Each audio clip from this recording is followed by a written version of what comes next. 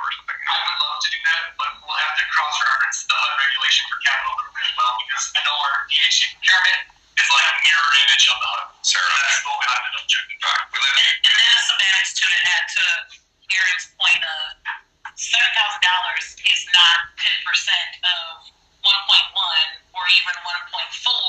It's because you've got the prior change order that switched you over 10%, and it almost makes sense that it should be 10% since the last approval, right? And this would have been a mute point as well. I would love that, but that's not the way it's going to be. Call for the vote? I mean, you're fine. Absolutely. So, any other comments, questions? All in favor? Aye. Thank you. Resolution 3210 is approved. Action item number 2 is the revision of the payment standards used in the Housing Choice Voucher and Section 8 programs. This is resolution number 3211, and the presenter is Felicia Burris.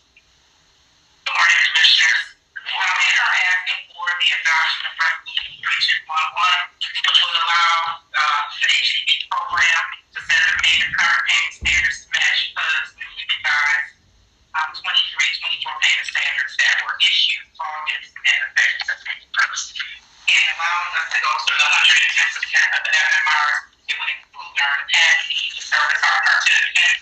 It would include housing searches, reduce hopefully reduce less time in searches. It would increase the viability of the mischief payment standard, and it would help to get voucher payment participants out of deconcentration areas. So we are asking for the resolution to increase our payment standards for 23-24, go into effect immediately for new rules and February 1st for all current voucher participants on the program. Thank you. Call for motion. So move. Support. Any questions, comments? My question is, I believe we're already at 110, so this is just keeping us at 110, right? So currently, we are at 120%, which was a HUD waiver. Okay. So HUD gave us a waiver that we could go to 120%. That waiver expires December 31st of this year. As of right now, we do know that HUD is going to reissue that waiver. As of now, we have not got approval for that. So this is the standard 110%. We do want to go to the 110%, but there will be a waiver coming probably within the next 60 days that we will have the option of going to 120%, which I'll tell you now how we come back to the floor with approval to go to 120%. So right now, this will bring us current. So what are the logistics? So if someone's collecting 120, and if for any reason, government shut down anything, the 120 waiver didn't come back, then current landlords just get less money, and or the tenants just pay more. What are the logistics? So the 120% where we are right now is still less than the newly adopted 23 at 110%. So even if we get the basis for so adopting the new payment standard puts us over.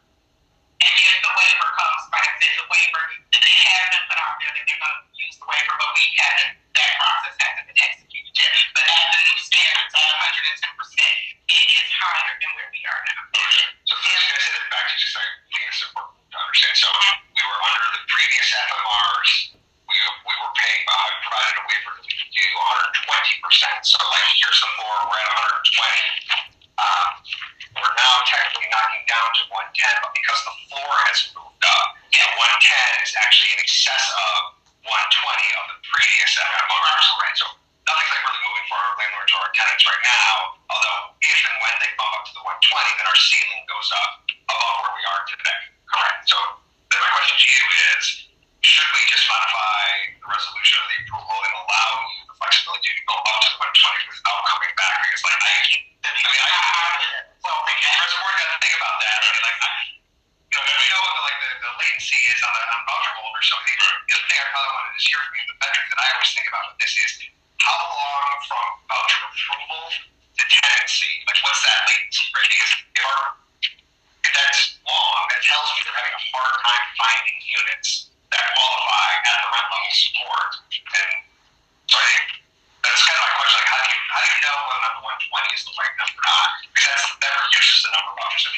correct, because we're cannibalizing F-120.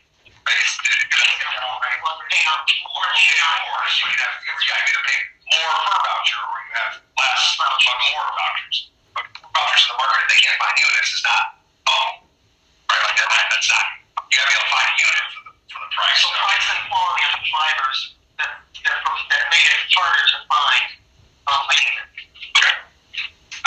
So I don't know. Like it's not a big deal. We don't have a lot of resolution on 5 when they're coming back, but I don't want people particularly going into the end of the year to be spending a day longer than they need to find a unit. Yeah, I don't see why we would modify it if we were going to improve it in the future anyway. Go, excuse me, question. No, I don't. I'm just getting ready to make a motion. Okay. So how do you want to modify this? Yes, I would like to modify that to go to the 120% waiver when it's approved by HUD, because we would have followed that exception. Why don't we do that? Can we do that? We can't do that. So, you want to make a motion since you raised it? I will call a friendly member, whatever you want to call it, make a motion that we modify the current resolution to provide staff the ability to go up to 120% of the new FMR limits, provided HUD provides a waiver to that effect. Support. Any other comments, questions? All in favor? Aye. Thank you. Resolution 3211 as modified. Thank you. Thank you. So now that will just come back in a report. It'll report out. Correct. Which will then initially come to the report saying we've done the following. The next resolution, the next action item is approval of tenant accounts receivable write-off. Resolution 3212. Presenter is Lucas. Good afternoon, Board. This is our quarterly submission for approval of the tenant account receivable write-off. For the first quarter of the fiscal year 24, the write-off for the parcel is $46,271.61. And on page 21, it shows the reasons, and there's for this particular quarter there was 18 of them, and 18 people between deceased and tenant initiated and eviction for the 3 reasons. And also it is a major drop from the last 3 quarters.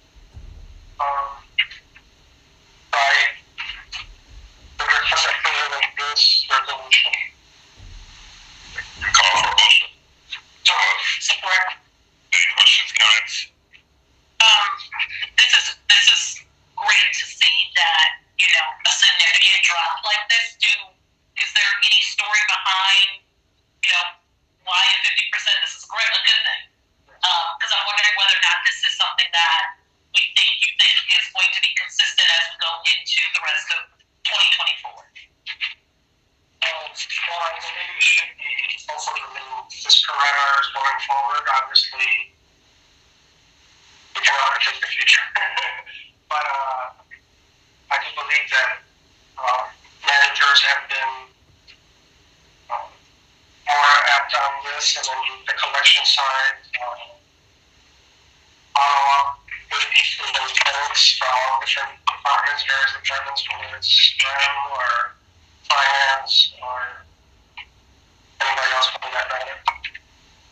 So you would attribute a lot of this to diligence, right? Okay. An increase in management. Okay, so that's good. So part of what we've been talking about, working towards, we're starting to see maybe some benefit. And we'll hear more about that from Mr. Watson. Okay.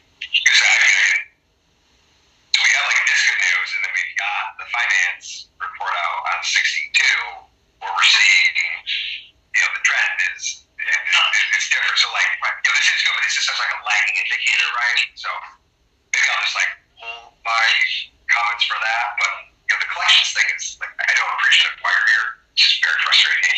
Holding on a second. Yeah. I think one of the questions is in this city talked about earlier is what's the difference between the people that it takes 10 months to get out and people that takes 20 months of that man to get out. Like no one's behind 3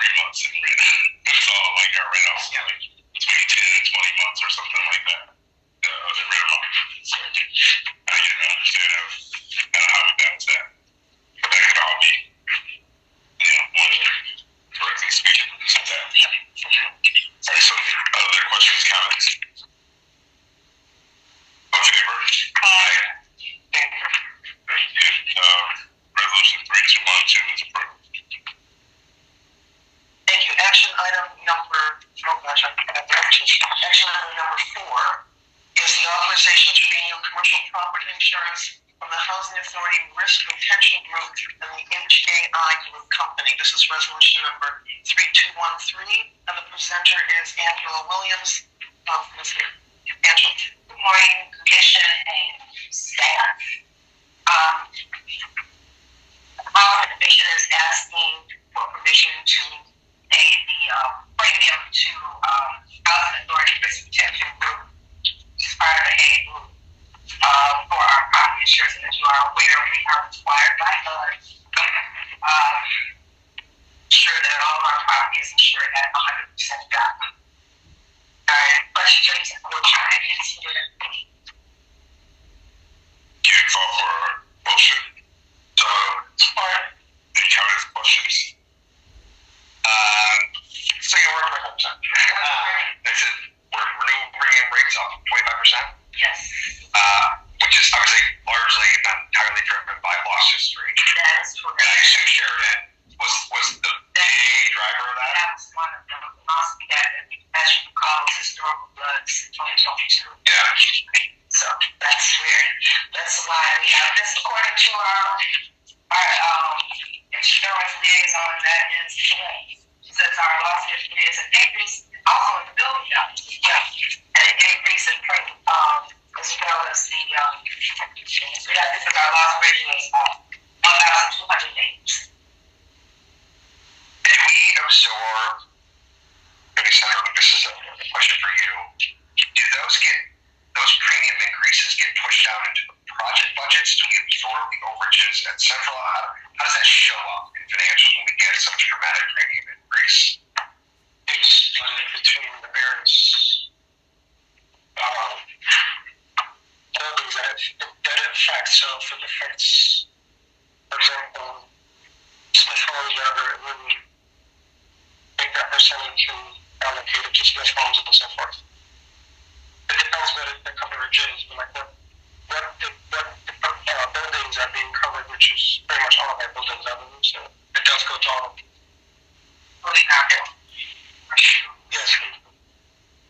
The commercial meeting 1301, 2211, and the Commercial, so that would be the COCs. That's a hit for COCC, obviously. Is there, do we have to maintain a separate policy? Is there any opportunity to work with the city on being under their umbrella? I just hopefully we don't see another 25% increase again, but that's a lot of money.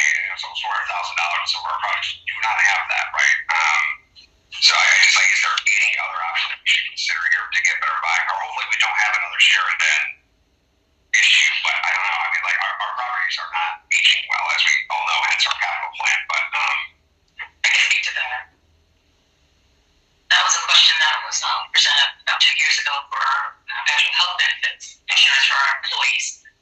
David Brookhoff, the HR manager, did reach out to the city of Detroit, and that wasn't something that they could do or could assist us with. First, we're separate entities by statute. As far as the property insurance, as was indicated last month at the board meeting when Angela requested approval, currently we receive insurance through the HAI group. As you know, what HUD allowed a waiver so that we didn't have to do an RFP for those products, the property, the GL, the employment practices, and we also are members of that group. We received a dividend, I think last year the dividend was $150,000. But that being said, we did make a decision to prepare a scope of work for a broker, or an insurance broker, for our property, auto, GL, and employment practices. And the intent is to issue that late December, more likely early January. So we work with procurement, and they assisted us with the scope. It's complete, but we want to make sure we get it out probably in the new year so that we get additional interest or more interest in January. So that's where we are with our coverage. But we do understand that some of these increases, especially the 1208 increase for the loss ratio from 2022 being at 1208, that's concerning. So that's our approach. That's going to take a while, as you know, it's a rolling loss history, so it's going to take a while for that to fall out. It's been probably about 5 years or thereabouts. Something like that.